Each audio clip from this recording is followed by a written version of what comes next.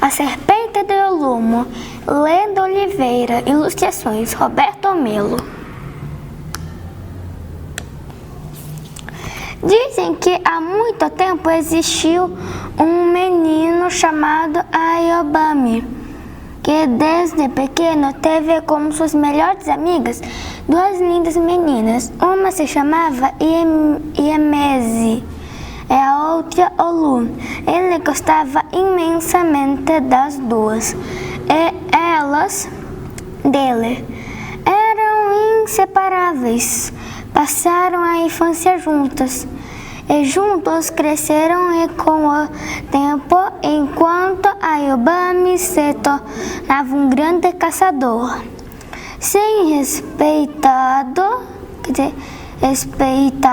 sendo respeitado por toda a aldeia. As meninas viravam lindas moças que o encaravam. Olu, mais nova que Iemese, igualava-se a ela em beleza. Ambas amavam Ayobami, que amava as duas. O problema é que Ayobami teria de escolher apenas uma. Aí começaram seus sofrimentos, pensando em quanto gostava igualmente das duas. Mas já que tinha de optar, o jeito era escolher a que gostasse mais dele. E assim passava horas sentado em frente à sua cabana, observando as duas moças. Elas eram lindas, delicadas, dedicadas, e cada uma se esforçava mais que a outra para demonstrar seu amor por ele. Quando achava que estava decidido a se casar com Olu, percebia quanto queria Iemese. Quando se decidia por Iemese, concluía que melhor seria casar com Olu, e nessa dúvida, sem saber com qual ficar, ia vivendo sem solucionar o problema. Uma tarde, já anoitecendo, enquanto conversava em volta de uma fogueira com Iemese, Olu, surgiu sem que ninguém percebesse uma cobra transparente e imensa, arrastando-se rápida entre as ervas vindo da floresta de Olumo, que fica numa das colinas da região da Abeokuta.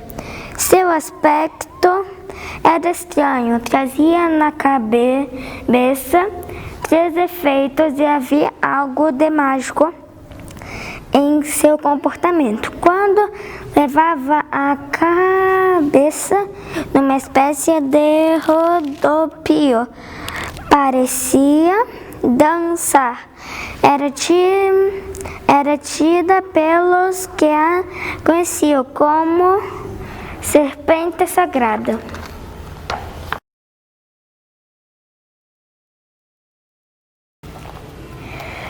O Caraíba, uma história do pré-Brasil, escrito por Daniel Munduruku, ilustrado por Maurício Negro.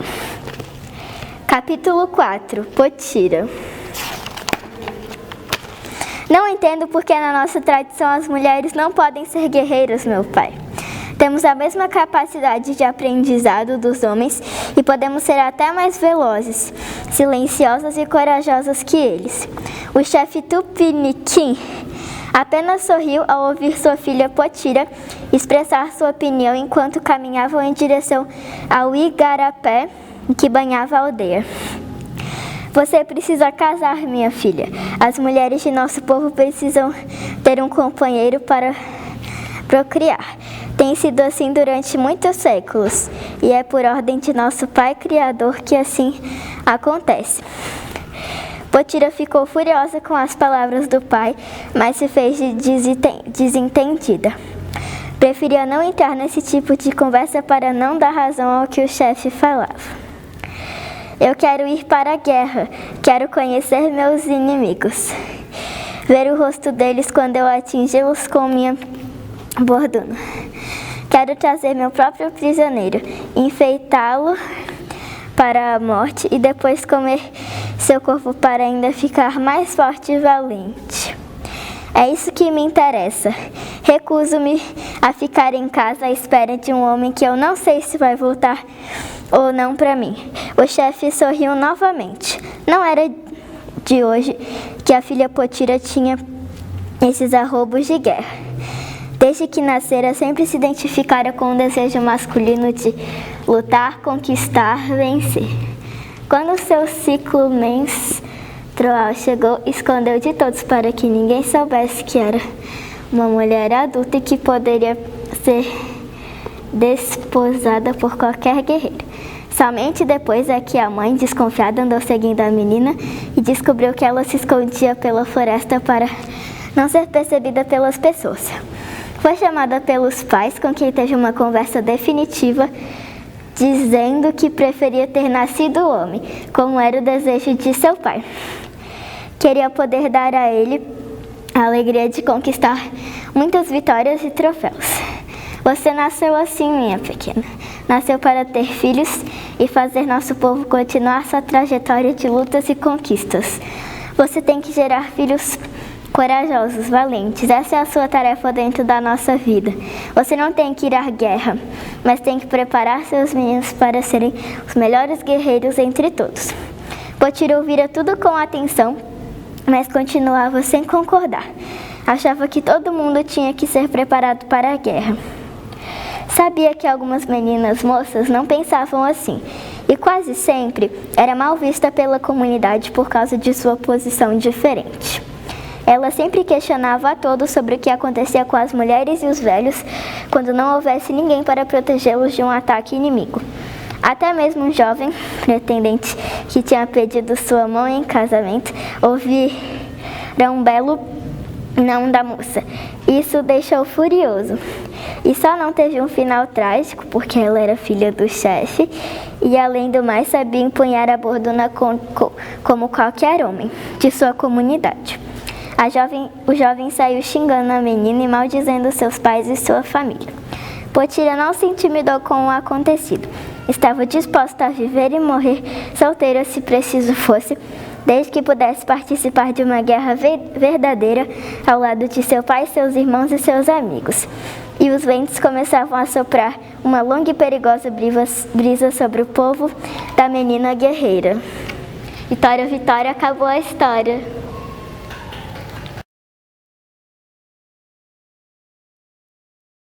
Oi pessoal, eu vou ler uma história do livro da tribo Tucã. O nome da história é A Arara e o Pica-Pau. A arara estava cansada, com frio e não tinha onde ficar. Sem saber o que fazer, encontrou por acaso seu primo Pica-Pau num tronco de árvore, furando a madeira para comer larvas de insetos. Conversaram os dois e no dia seguinte ela fez o ninho no local que ele preparava. Feliz na nova casa e muito agradecida ao primo, ela disse: "Estou aqui graças a você. Eu sei que você trabalhou muito para construir essa moradia. Então, como retribuição, eu lhe ofereço o meu topete vermelho." Pica-Pau ficou contente e até hoje usa o ornamento que a sua linda prima arara lhe deu de lembrança. Tchau!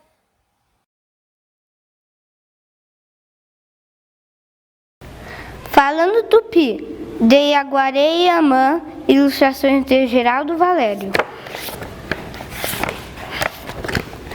Cheaba inde Caraíba será? Eu sou índio, você é homem branco? Sende Caraíba marampendeira, se você é homem branco, qual o seu nome? Xerreira e Aguaré, Xeamazuna Guará. Meu nome é Iguaré, sou do Amazonas. Xemira e Maraguá. Enderequab de Ipirungaba. Meu povo é Maraguá. Você sabe qual é a sua origem? Ike Amazonas P, Mira eta Oeng Tupi.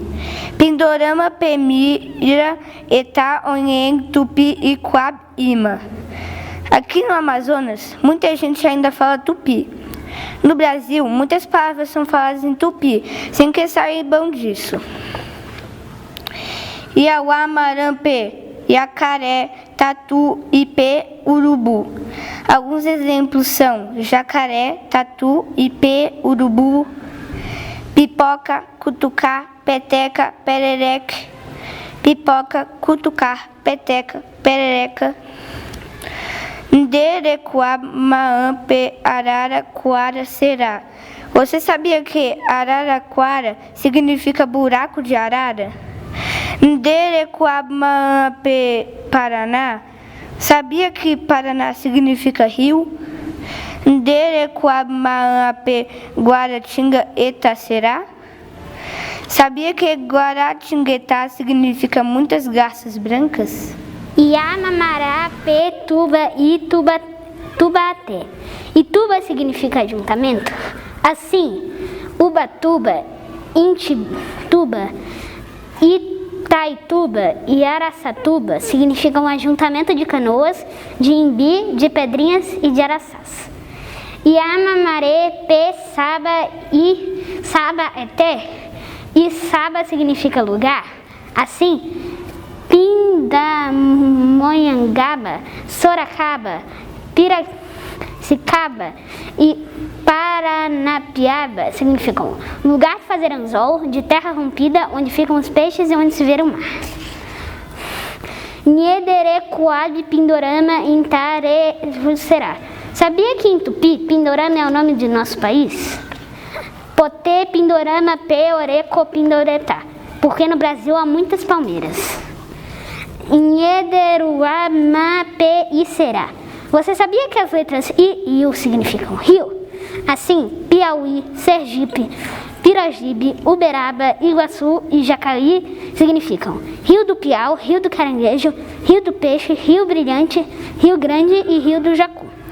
Manhanhê, Engue, Pirá e Pirá até, Nhederecoab. E a palavra pirá significa peixe? Você sabia? Por isso há muitos nomes com o nome de Pirará, Pirateba, Piracaju, Piraiba, Piracatinga, Pirandirá, entre outros. Nerecoab, Manhepe, Itacerá. Você sabia que Ita significa pedra? Assim, Itacoatira, Itaparinga, Itaim, Itapioga, Itapaju, Itaperarica e Itamacerá significam pedra escrita, pedra vermelha, pedra que pula, pedrinha, pedra amarela, pedra escorregadinha e chocalho de pedra. Sessuiaba, Aramém, Eng, Assuabinde. Quando eu estou apaixonado, eu falo eu te amo. Coama, Aramém, Anhê, Eng, Araporanga. Quando é de manhã, eu falo bom dia. Kurama, Aramém, Nhê, Eng, Kuraga, Poranga. Quando é de tarde, eu falo boa tarde. Pituna, Aramém, Anhê, Eng, Pituna, Poranga. E de noite eu falo boa noite. Xiaie, Eng, Curumim, menino Rezé. Eu falo curumim para menino. Xiaie, Eng, Cuiantanhe, aí, menina Rezé. Eu falo Cunhantê para menina. Xiaie, Eng, Cunhã, mulher Rezé. Eu falo Cunhã para mulher. Yauã, Rezé, Anhê, Eng, Cunhã, Poranga, mulher bonita super. Por isso quando eu digo Cunhã, Poranga, para alguém estou dizendo mulher bonita. Maram, P, Nide, Rema, En, Yandé, Nhé, Engambá, Etá e Suana. Como você vê, somos diferentes no idioma. Xeabá, Icuçabá, Icaraibá, Icuçabá, Suana. E minha cultura de índio é um tanto diferente da cultura do branco.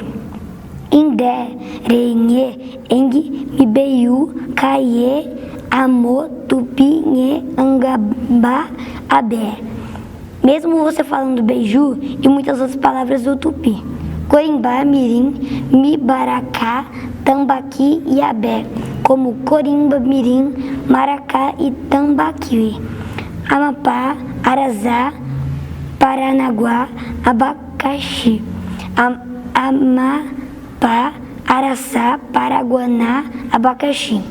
Paraty, Urucu, Cururu, Guarapari. Paraty, Urucum, Cururu e Guarapari. Mi, Baé, Eta, Nidê, Recuabe, Maé. Nidê, Recuabe e Cobé, Mi, Baé. Muitas coisas você precisa conhecer e saber das coisas o porquê. Nidê, Recuabe, Orec, Icobé, Catupiri, Supé. Nidê, Re, valorizar, Iané, Re, Etamar e Cuçaba, Supé. Para entender melhor nosso viver valorizando a cultura do país. Ma, Ari, Iauã, Opian, independente. Mas independente de tudo isso. Mba, Eté, Iandé, Pindaromá, Guará. O importante é que somos todos brasileiros. Fim.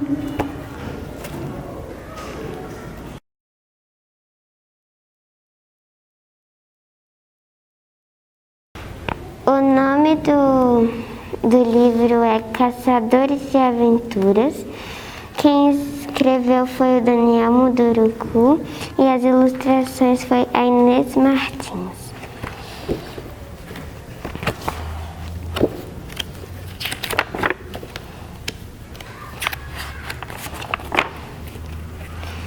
Vamos, Caru, corra. Por que tenho que correr? Porque a floresta fica perigosa quando cai a noite. E para onde vamos? Temos de achar o caminho de volta bem rápido, senão os devoradores de almas nos pegarão e não poderemos mais sair e voltar, mais voltar para casa. O curumim não pensou duas vezes e saiu em disparada pelo caminho. Encontrava muita tiririca, um mato cortante que deixa a pele toda marcada, mas não parava de correr. Sentia arrepios só em pensar que poderia estar sendo seguido pelos devoradores de alma, espíritos maus que tiram a vida das pessoas.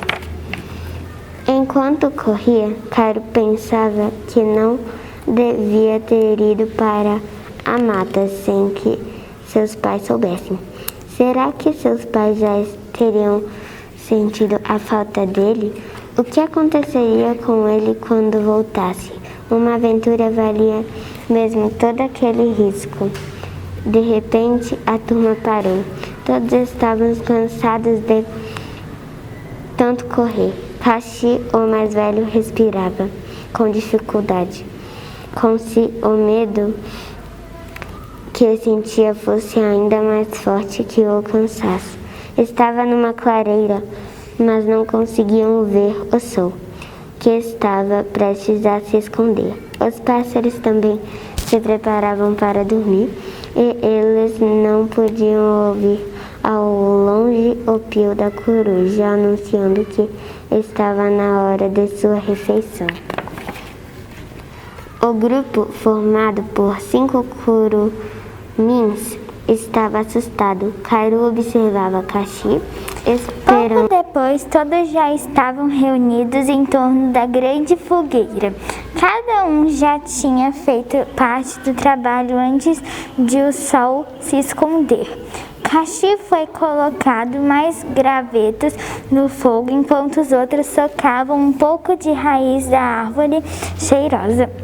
Passaram aquela pasta no corpo e já estavam prontos para enfrentar a noite. Caru mastigava um pouco de inga que seus amigos tinham trazido da mata. estava mais tranquilo agora. Então seu pensamento se voltou para amanhã, aquele dia, a fim de tentar entender como tinham se metido naquela aventura.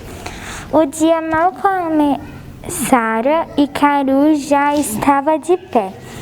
Isso era comum em sua aldeia. Todos já estavam e sempre levantavam muito cedo. Junto com o sol, a única explicação para todas as coisas fossem assim era a de precisavam acompanhar a luz do sol. Quando o sol acordava, acordamos. Quando o sol se deita, nós deitamos. Repetia sempre sua mãe ao lembrar-lhe de que a noite era feita para dormir e sonhar. Ele não questionava nada disso, pois sabia que ao longo do dia poderia se divertir à vontade. Mas aquele dia tinha começado muito esquisito. Os homens da aldeia haviam sido em disparada para a mata porque alguém gritava que uma onça estava rodando a aldeia. Como não era comum isso acontecer, todos ficaram alertas e fizeram as crianças irem para dentro de casa. Caru foi chamado de seus pensamentos por Bio. Caxi queria reunir todos novamente para ficarem uns próximos dos outros. Era importante que participassem de um rodízio de vigilância. O líder tirou a sorte entre os 5, enquanto 4 dormiam. O líder tirou.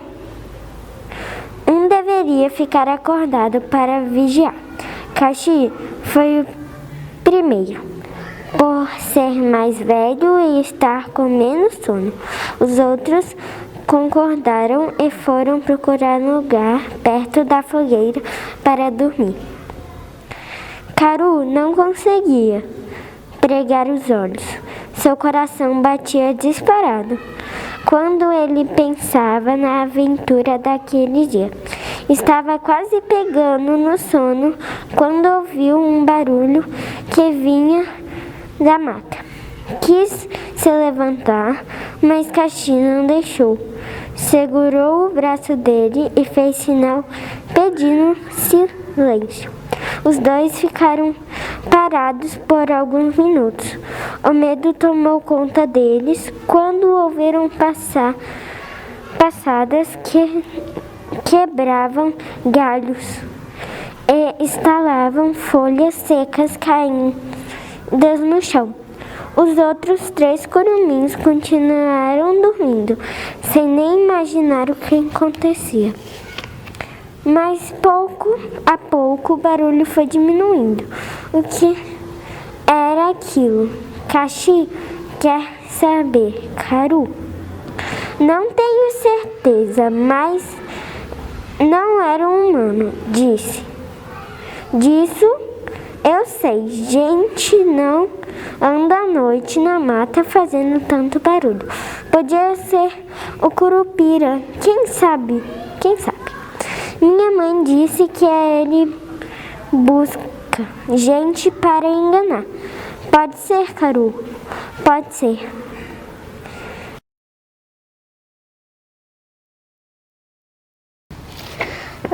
Livro Cabadaribo, de Dona Munduruku. Meu nome é Cabadaribo, tenho 7 anos e sou do povo Munduruku. Meu povo vive na floresta amazônica e gosta muito da natureza. Meu avô me disse que ela é nossa grande mãe, recebendo o mesmo nome de nossos antepassados, e meu avô escolheu esse para mim, para homenagear um sábio ancestral que não suportava violência. O meu povo vive em casas feitas de barro, coberta com folhas de palmeiras. É gostoso morar nessa casa porque de dia fica bem ventilada e à noite ela é bem fresquinha. Na nossa língua nós a chamamos de ucaá. Assim é a minha casa. Dentro dela cabe muita gente. Papai, mamãe, meus irmãos e irmãs, meus avós, tios e alguns primos. Quando existe um monte de casas juntas, nós chamamos de aldeia. Assim é a minha aldeia. Perto dela tem sempre um rio onde a gente brinca. Mamãe está sempre comigo, brincando, trabalhando na roça, tomando banho. E quando o papai chega de caça ou da pesca, eu corro logo para o colo dele. Ele me abraça e faz cócegas na minha barriga. Enquanto isso, a mamãe está fazendo comida. Às vezes, papai consegue caçar bastante coisa. Macaco, tatu, cutia, paca e capivara. Ele traz também muitos peixes. A gente come assado, frito ou cozido. E, além disso, a gente também gosta de raiz, fruta, mandioca, batata doce, milho, açaí, cabaco, poaçu. Todas essas coisas que a gente mais gosta é da mandioca, com a qual a gente faz bastante coisa gostosa. Nós gostamos de brincar de muita coisa. Os meninos brincam de arco e flecha, esconder na mata, enquanto os outros procuram pega dentro do rio, subir em árvore, perca ali, imitar os adultos, jogar futebol. Meninos gostam de fazer bonecas com espiga, folha de milho, fazer comigo, mexer com os meninos, dançar com tigas de rosa, subir em árvore, nadar no rio. Pronto. Todos nós temos animais de estimação, com os quais a gente brinca a toda hora. Cachorro, papagaio, macaco, tucano, cutia. A gente trata os animais como um parente nosso. E é desse mesmo jeito que a gente cuida da natureza que nos rodeia. Meu povo gosta muito de fazer festas. Nesses dias a gente se pinta com ucuru, uma tinta bem vermelhinha, e com genipapo, uma fruta muito gostosa, da qual se extrai um óleo que mistura o carvão e fica bem pretinho. Com essas tintas podemos fazer vários desenhos. Nós usamos em muitos momentos diferentes. Nos momentos de alegria e de tristeza, nos momentos de tensão, quando vamos caçar ou pescar. Nossos avós nos dizem que a tinta nos pode tornar invisíveis diante de animais e peixes, mas para isso é preciso cantar e dançar para os espíritos da floresta. É que a gente acredita que todos os seres da natureza têm um espírito que os protege, e nós também. Por isso temos de aprender a nos comunicar com os espíritos da floresta, falar com eles, sonhar com eles, respirá-los. Só assim eles se deixam abater quando o caçador os encontra, depois de seguir os rastros que os animais deixam no chão, nas árvores e no ar. Nossos pais nos ensinam a fazer silêncio para ouvir os sons da natureza, nos ensinar a olhar, a conversar e a ouvir o que o rio tem para nos contar, nos ensinar a olhar os voos dos pássaros para ouvir as notícias do céu, nos ensinar a contemplar a noite e a lua, as estrelas.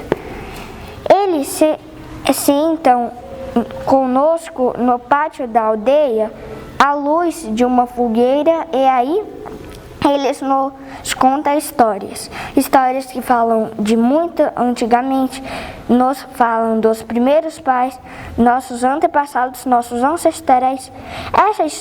Essas histórias nos ensinaram a amar a terra, nossa mãe. É para ela, a terra, que nós dançamos, cantamos, nos pintamos. É para manter o seu suspenso e a nossa vida que criamos nossos instrumentos musicais. Nossas flautas entoam um canto sagrado que traz a cura. Sim, a cura. Nossos pais acreditam, e nós também, que as doenças são espíritos ruins que entram na gente quando estamos desatentos, em forma de dor de barriga, dor de cabeça, calafria, febre, machucados, fraturas. Quando adoecemos, quem nos atende é o pajé. Usamos o seu maracá, que terás a cura, junto com os chás, as pastas, os banhos ou as massagens. É verdade que hoje em dia tudo está muito diferente. Nossas mães e nossas vós contam que antigamente havia mais música, mais danças, mais festas. Isso antes do pariwat brancos chegarem entre nós. Eles trouxeram muitas doenças que nossos pajés não conseguem curar. Hoje em dia temos de andar com roupas que compramos na cidade, porque é perigoso andar nu, uma vez que as pessoas não sabem respeitar nosso corpo. Ainda assim, meus amigos e eu vivemos muito felizes por morar onde moramos, comer o que comemos, cantar e dançar nossos cantos e danças tradicionais. Nós gostamos de ser o que somos, porque somos parte de um povo e que temos orgulho de nossa gente, de história, de nossos antepassados, e queremos contar aos nossos filhos tudo o que aprendemos, o que queremos que eles contem para os seus filhos e para os seus filhos de seus filhos. Só assim continuaremos vivos e livres.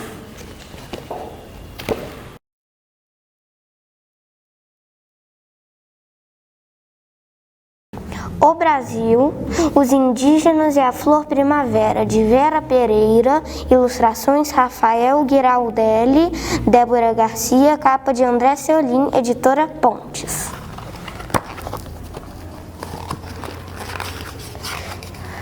Para Fabiana Crepaldi Pereira, que me deu um ramo de primavera e a história dessa flor. Devemos aos colonizadores portugueses, franceses, holandeses, espanhóis, aos escravos africanos, aos imigrantes italianos, suíços, alemães, japoneses e a outros povos. Fortes marcas em nossa cultura, mas é aos indígenas que devemos a terra sobre a qual se formou o povo brasileiro. Essa história se passa na época da chegada dos portugueses e de outros povos que exploravam o pau-brasil da Mata Atlântica. Os indígenas, habitantes da terra, guerreavam contra os conquistadores portugueses e contra os invasores de outros países da Europa, tentando preservar sua liberdade e o solo em que viviam. Era a luta do proprietário da terra contra o poder do colonizador. Há muito tempo, na pequena aldeia Teró, morava um jovem indígena. Ele era belo e forte. Foi num dia de setembro que Porã viu essa bela moça. Seu coração se encheu de alegria. Potirã gostava de brincar com as amigas e de nadar no rio. Ela e as amigas riam, dançavam em círculos, nadavam nas águas do rio Paraná. Um rio que é como o mar. Vamos nadar nesse nosso mar, diziam. Porã queria conversar com a linda jovem, mas ela se mantinha calada. Continuava a brincar com outras meninas, a correr pela aldeia e a banhar-se no rio. Porã era discreto e também se mantinha silencioso. Depois das provas de luta com arco e flecha, Porã sentava-se à sombra de uma grande folhagem e ficava pensando na jovem Potirã. A folhagem se esparramava e se entrelaçava nos galhos dos arbustos. Suas folhagens pequenas eram de um verde escuro e elas se curvavam sobre a cabeça e os pensamentos do jovem Porã. Ele murmurava: Potirã, Potirã, jovem linda como uma flor. Os habitantes da terra não sabiam o nome dessa folhagem, mas Porã gostava muito dessa planta que o recebia e lhe dava sombra. Um dia a aldeia Teró despertou com os tambores tocando e chamando os jovens para lutar contra os invasores. Tocaram os instrumentos de guerra, marcharam, aprontaram os arcos e flechas e partiram para o combate. Foram cantando: nossa terra é sagrada, ela é nossa, ela é nossa. Os dias se passaram, as mulheres, as crianças, os velhos esperavam a volta dos jovens guerreiros. Comandados por Porã, esses habitantes da aldeia lutaram com bravura. Porã dizia aos jovens: vamos lutar por nossa terra, vamos lutar por nossa gente, vamos lutar pelo que nos pertence. E assim foi. Encorajados, defenderam seu solo e seu povo. Um dia voltaram então vitoriosos, seguiam Porã que vinha à frente do grupo. Quando chegaram, foram recebidos com grande comemoração. A aldeia se enfeitou para saudar os fortes guerreiros. As mulheres dançavam e cantavam cantos de alegria. O saci que fumava seu grande cachimbo.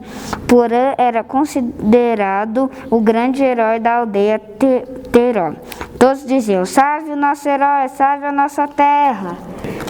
Os jovens vencedores carregavam com orgulho os arcos e as flechas. A dança continuava. Potira aproximou-se de Porã e segurou-lhe as mãos, entregava-lhe o coração. Porã, o herói da aldeia, acrescentou outro nome ao seu nome: Porã Oriba, o que possui beleza e é feliz. O som dos tambores subia ao céu. Naquele instante, Porã viu que a folhagem nativa que conhecia seu pensamento se encheu de pequenas flores coloridas. Chamou-as de Arapoti, o tempo da flor, a primavera. E assim também Potira, sua linda menina, flor de olhar meigo, ficou conhecida como a jovem de Arapoti, a jovem da primavera. Era o mês de setembro. Todos os anos, no mês de setembro, acontece a mesma magia da natureza. A primavera se enfeita de flores, relembrando a vitória do belo herói Porã Oriba.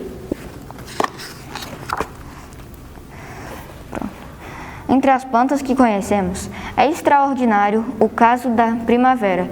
Também chama de Três Marias, sempre lustrosa, ceboleiro, roseira, riso, pataguinha, flor de papel.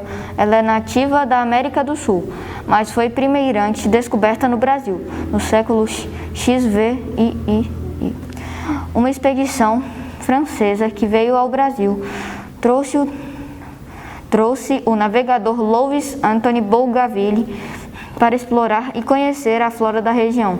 Bougainville encantou-se com o que viu e levou uma muda da belíssima primavera em sua bagagem. A planta nativa foi catalogada por Bougainville spectabilis, da família Nyctaginaceae. Da Europa, foi difundida para o resto do mundo. Em homenagem àquele que lançou um olhar de admiração à primavera, ele também passou a ser conhecida como Bougainville, ao lado dos nomes populares com que é batizada pelo povo brasileiro. Uma curiosidade sobre a primavera é que as flores coloridas que enfeitam a folhagem são, de fato, bracteias, ou folhas modificadas, que envolvem as pequenininhas e verdadeiras flores que se localizam no centro delas.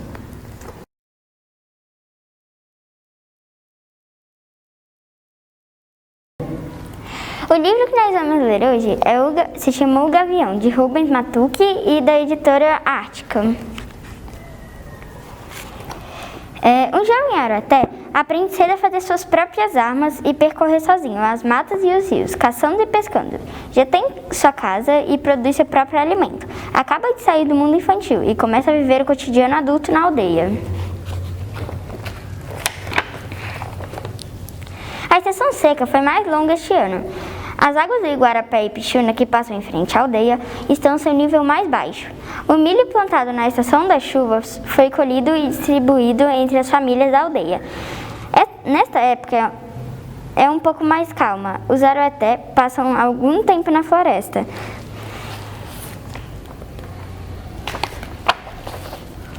Na hora do embarque, a munição, as redes e as panelas são embalados em folhas de palmeira trançadas e levadas ao barco.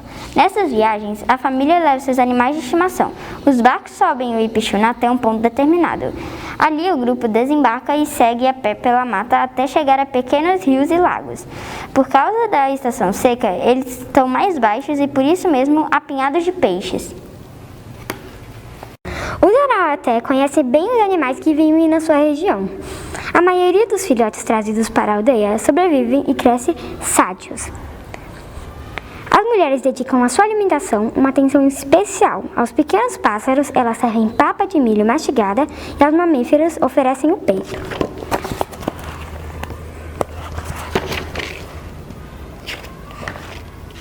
No dia seguinte, o menino sobe numa árvore e captura um filhote de gavião real. Afeiçoa-se ele rapidamente, adquirindo grande intimidade com o animal.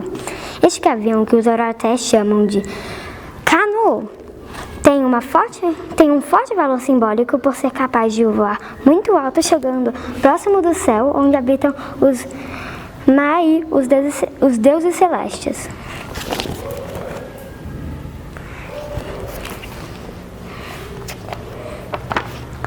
De volta à aldeia com um gavião, o menino desperta a admiração de todos diariamente. Os dois são cercados por crianças que acompanham atentamente sua alimentação. O animal cresce muito e suas poderosas garras tornam-se uma preocupação para os adultos. A preocupação era justificada, pois o gavião acaba atacando e ferindo uma criança. Felizmente, os pais estavam próximos e a socorreram rapidamente. Os adultos se reúnem e ordenam ao jovem que se desfaça do animal. Com muita tristeza, ele cumpre a ordem, soltando na floresta. Na floresta, o tempo passa vagarosamente, fechando todas as feridas. Os meninos correm pela aldeia e os jovens fazem suas caçadas. É numa delas que o menino vê um grande gavião adulto pousado nos galhos de uma castanheira.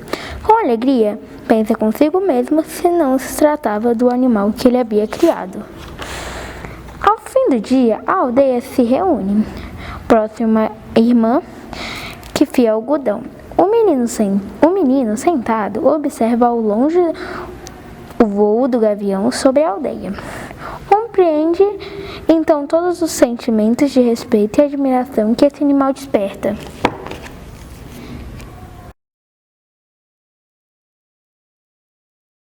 Daniel Munduruku, Coisas de Índio, versão infantil, editora Cálice.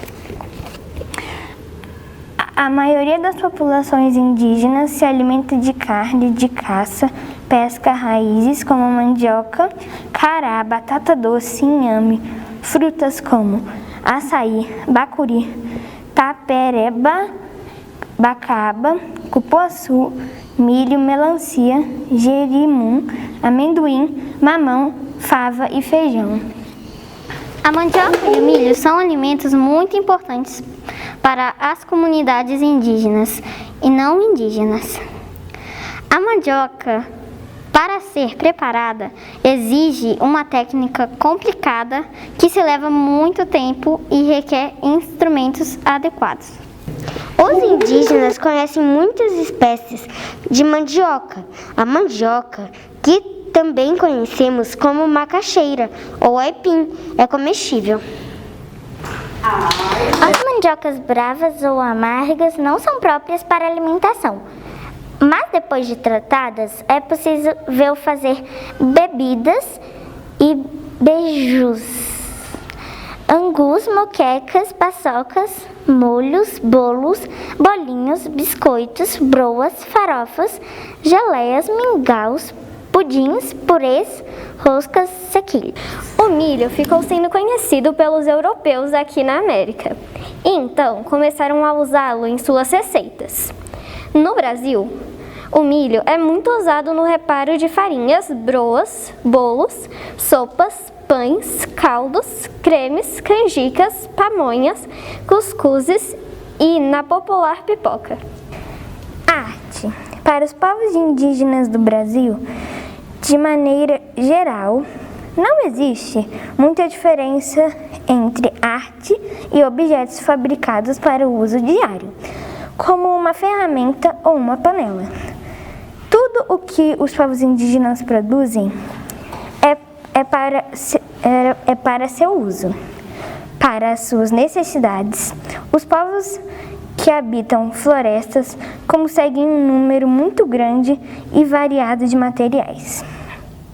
Fazem cerâmicas, trançam cestos, tecem redes e panos, fazem enfeites com penas de grande beleza. Os povos que vivem nos campos não possuem cerâmica ou tecido, mas, em compensação, têm grande talento para a confecção de esteiras, cestos e armas.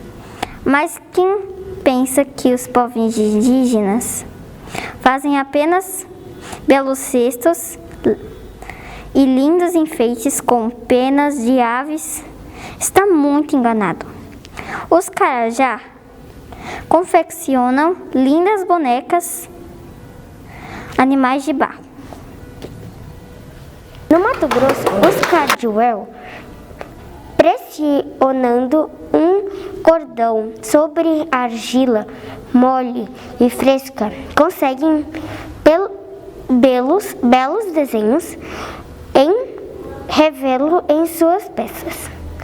No Xingu, as mulheres do povo Auará fazem enormes panelas que servem para preparar a mandioca e para armazenar a argila. O pequi ou a água para abastecer a casa. Já o traçado é feito geralmente pelos homens. Para isso, eles usam materiais retirados das palmeiras. Os Aquiuém, Caiapó e outros povos estão sempre buscando um novo local para morar.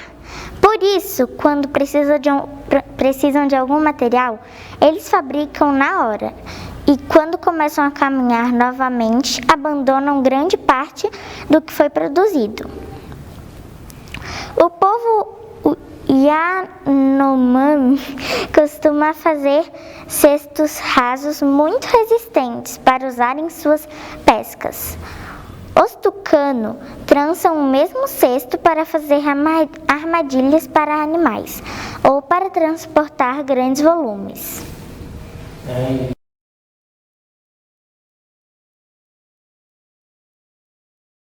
História que eu ouvi e gosto de contar. Daniel Munduruku, ilustrações de Rosinha Campos. A Mulher do Cemitério. Essa história me foi contada por um amigo, Nambiquara. Ele é do Mato Grosso e vive em São Paulo. Há alguns anos, muitas vezes nos encontramos e sempre comentamos coisas de nossa gente. Ele é um grande contador de histórias e já publicou um livro narrando histórias do seu povo. Seu nome tradicional é Quitaulo. Em português se chama Rene. E assim que quero chamá-lo. Nessa história, um dia estávamos no sítio de nossa amiga Marisa. A colina da serra é um espaço muito alegre, cheio de ar puro e do verde da natureza, um verdadeiro refúgio. Era lá que sempre nos encontrávamos para realizar eventos com escolas de São Paulo. Lá passávamos o dia todo com crianças. Lá passávamos o dia todo com crianças das mais diferentes faixas etárias e um lugar muito divertido e observador. Eu até diria que tem um encantamento nesse sítio, pois lá sempre víamos entes encantados passando pelo destino de matar Atlântica, que o lugar ainda preserva. Ainda hoje fazemos atividades por lá. Enfim, um dia estávamos no colina quando nos contou a história da mulher do cemitério. Como meu amigo é um grande contador de histórias, ele nos pediu que fechássemos os olhos enquanto narrava sua fantástica experiência. Ele então pegou um chocalho de perna feito com sementes de castanha do Pará e começou a balançar o instrumento num som ritmado. Fixamos a nossa atenção no som que ele produzia. Depois, num tom pausado, René começou a contar a sua história.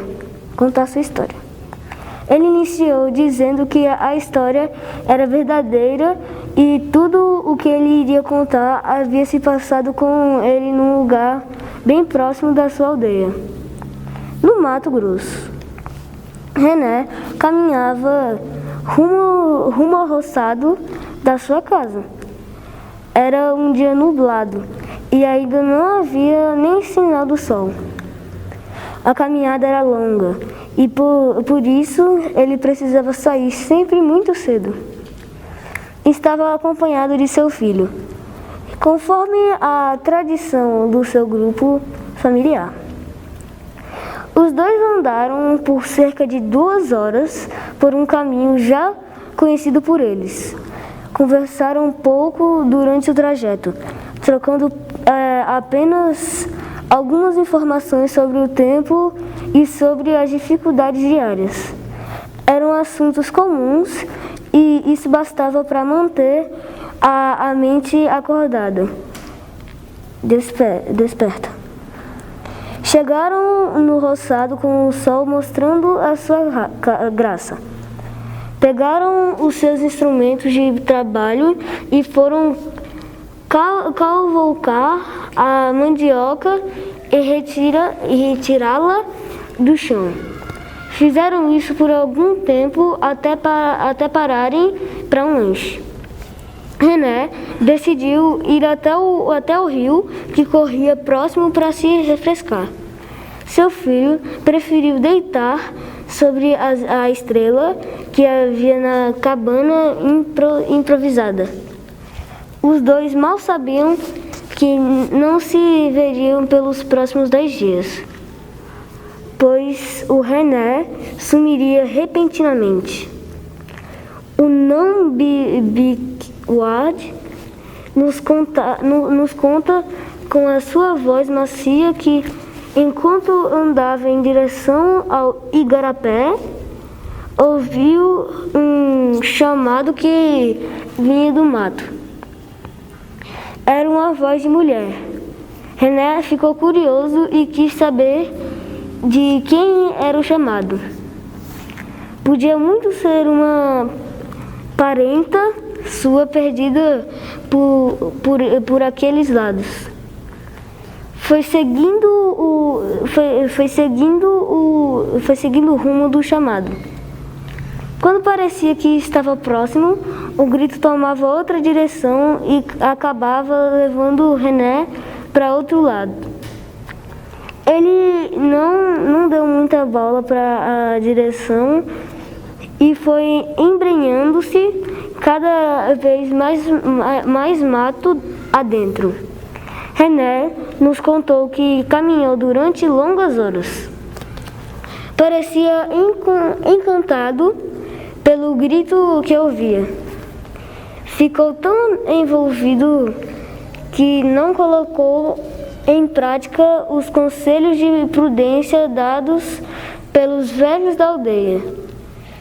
Sabia que alguma coisa ruim iria acontecer, mas não conseguia se desvencilhar desse apelo misterioso. Finalmente chegou a uma clareira. O céu voltara a nublar, escurecendo ainda mais o dia. Sentou-se num tronco de árvore caída e colocou as mãos sobre o rosto. Tentava pensar em alguma saída para a situação. Quando tirou as mãos do rosto, deparou-se com uma mulher muito clara. Tentou fixar o olho na moça, mas não conseguia, devido à claridade que ela irradiava. Quem é você? Perguntou o assustado Nambiquara. O silêncio imperou e a voz da mulher nada dizia. Por que me trouxe aqui? Mas silêncio. O que você quer comigo? A mulher continuava a fitar o jovem índio. Quero ir embora, apelou René. Nada. A estranha mulher nada falou a ele, mas indicou um caminho que o levaria a algum lugar. René mais que rapidamente seguiu a trilha. Era um caminho limpo, sem toco de árvores, sem mato. O nosso herói correu o mais rápido que pode até estancar subitamente seus olhos arregalados. Revelam que aquele local era muito estranho. Estava num cemitério. Naquele lugar havia túmulos, cruzes,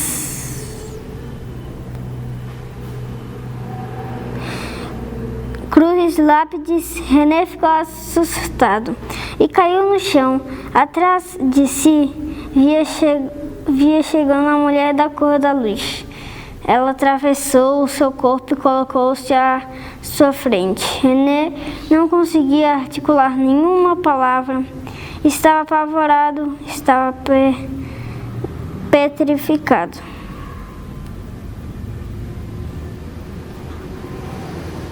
Uma mulher com 1000 mistérios. René mantinha os olhos abertos e tentava recuperar do susto. Sempre fora considerado um grande guerreiro destemido sem medo. Mas agora se via diante de algo muito misterioso, inexplicável. Pensou na família, nos filhos, na aldeia, nos ensinamentos que recebera dos mais velhos. Lembrou de sua vida inteira como se estivesse sobre o feito de alguma bebida sagrada. Como que, invadindo os seus pensamentos, a mulher apareceu na sua mente. Queria lhe falar. René tentava resistir desesperadamente. Não adianta resistir, jovem guerreiro. Sua resistência enfraquece e fortalece o meu corpo. O que quer de mim? Quero que me ajude a sair deste mundo. Como faço isso?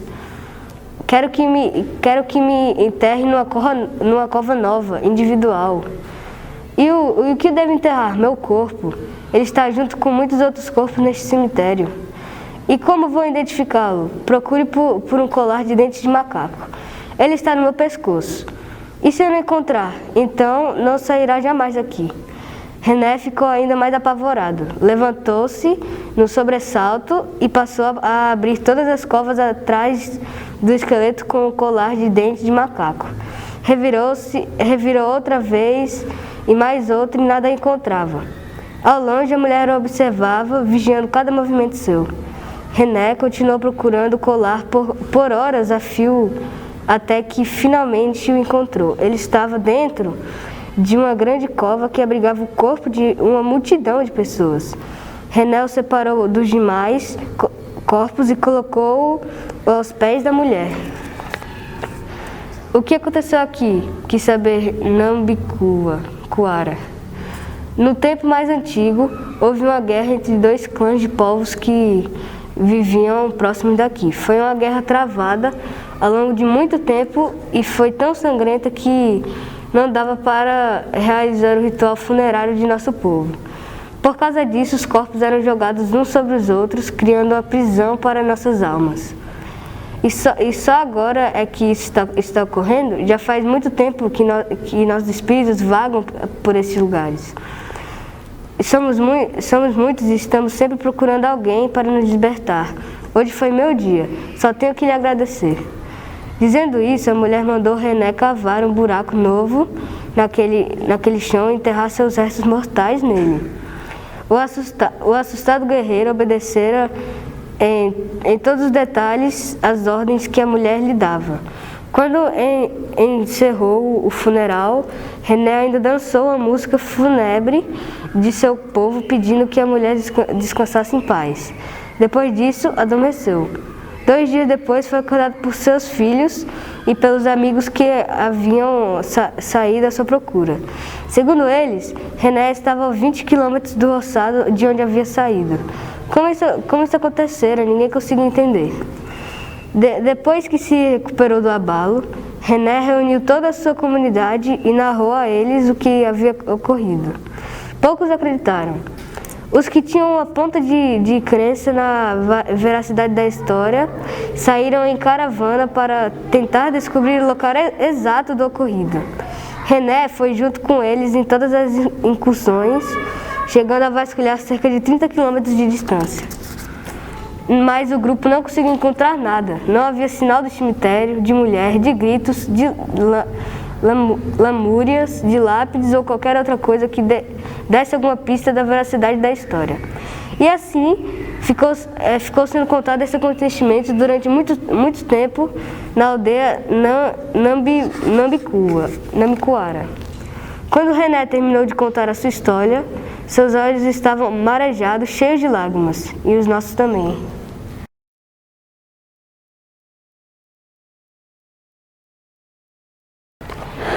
Daniel Munduruku, Carudaru, Pequeno Pajé, ilustrações Marilda Castanha, editora Edelbra, né? Acho que é isso. Carudaru andava cães baixo, do alto de seus 9 anos de idade. Começava a ser preparado para virar um grande guerreiro. Ele já era um menino quase homem, e dali para frente ele deixou passar por novos rituais, até que fosse considerado maduro. Pudesse casar, construir sua casa, construir uma família. Mas não era isso que deixava assim um pouco triste. Ele sabia que esses rituais comuns que nada tinha a temer. O que o deixava triste era o fato de ele ter sido escolhido, ainda pequeno, para ser o sucessor do pajé mais poderoso. Para ser pajé, o mais poderoso personagem da vida a seu povo. Ele não queria ser assim. Na verdade, ele nunca quis. Lembrava de sua mãe quando nasceu, levou a presença do poderoso pajé de sua comunidade, para que o velho homem tirasse dele o poder do sonho. Quando chegaram lá, o pajé examinou as condições de saúde do recém-nascido e disse que não poderia fazer o que pediam. A mãe do menino quis saber do porquê. A mãe disse apenas que o Curumim havia nascido com um poder especial, que precisaria aperfeiçoar sua visão para poder servir a comunidade. E assim, o garoto ficou conhecido como sucessor do pajé. Para ser um pajé forte e importante para a comunidade, seria muito bom para ele se soubesse sonhar. E sonho para o povo de Caruaca, capaz de esperar as coisas que ainda irão acontecer. Pelo sonho, as pessoas podem saber qual o melhor caminho a seguir, qual caça a bater ou qual remédio tomar quando se está doente. Há sonhos, no entanto, que são difíceis de entender. Por isso, o pajé é uma figura importante para a comunidade. Um dia, Caruca quis entender melhor o que havia acontecido com ele para ser considerado especial, do jeito que diziam que ele era. Não sei direito, meu filho, repetiu sua mãe. Mas o que tenho para fazer? Nada. Você será preparado para assumir sua missão quando chegar na hora certa. Mas não é da história que todos nós nascemos com o dom de ser pajé? É sim, menino. Todos nascemos com um talento especial para ver o que acontece no mundo dos sonhos. Mas são apenas os meninos que devem ter o dom retirado logo que nascem, daqueles não utilizam de forma leviana e acabam por desvalorizar da comunidade. Então, a família vai se referir ao chefe espiritual para que ele adormeça o poder. E por que comigo não aconteceu, mãe? Não sei, filho. Mas tenho certeza que não é porque você é mais inteligente ou mais esperto ou mais especial.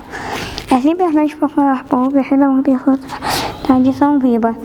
Mas o outro é uma pessoa que deve manter vivo o espírito de nossos ancestrais. É verdade que o pequeno garoto não entendia quase nada. Não entendia porque era diferente. Porque tudo havia sido escolhido. E nem que poder especial teria. Mas tinha a convicção de que seu povo sabia o que estava fazendo. Por isso não ficava questionando toda vez que o velho pajé o convidava para ouvir suas histórias antigas, que só os mestres sonhos e os da cura podiam saber. O velho sempre confiava em histórias que não poderiam passar a toda a comunidade, porque elas que contavam os segredos dos sonhos. Para gostava de se lembrar delas quando se sentia angustiado com sua condição de ser escolhido. O menino ouvia atentamente as palavras do velho, mas mesmo assim não conseguia compreender o porquê de tanto mistério.